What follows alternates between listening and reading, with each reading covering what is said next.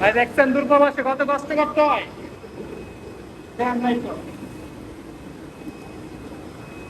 মাটির তলে বুঝছেন, মাটির তলে একটা রুম, একটা রুম করে রাখছে। এটা একটু কক্ষ, যা ময়লা আবর্জনা আছে সব, যা ময়লা আবর্জনা আছে সব আমরা পরিষ্কার করতেছি। যারা পরিষ্কার করব দূরপ্রবাসে ভাই কতটা কষ্ট করতে হয় কেউ বলতো না, কেউ জানে না।